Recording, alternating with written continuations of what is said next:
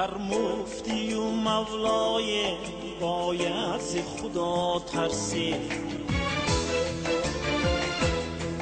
گر قاضی و مولای باید ز خدا ترسی، گر عاشق شیدایم یا به خود و رسوایم، گر عاقل دنیایم باید ز خدا ترسی،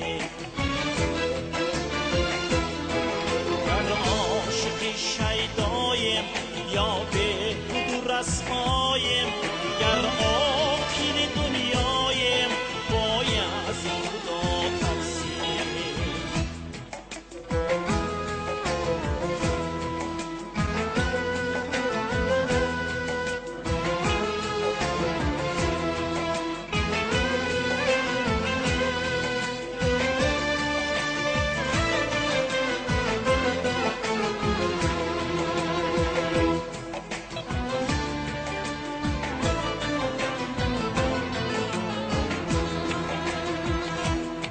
صد همدم و همراز است امروز به ما، اما در گرچ تنهایم باید ز خدا ترسی، گر مست می نابیم گر مست لبی یاریم، گر از همه بالایم باید ز خدا ترسی، گر مست می نابیم گر مست لبی یاریم، گر از همه بالایم باید ز خدا ترسی.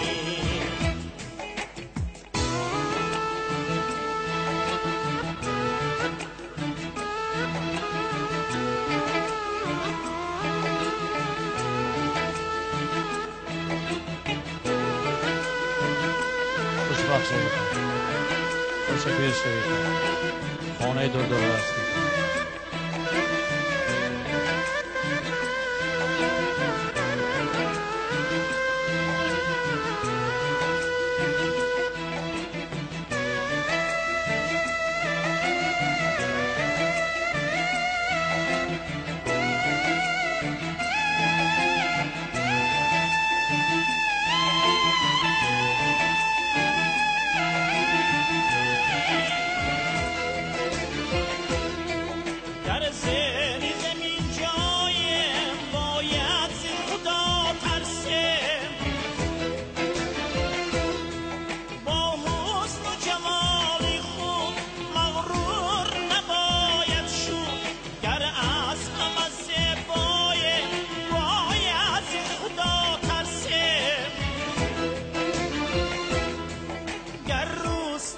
دنیایم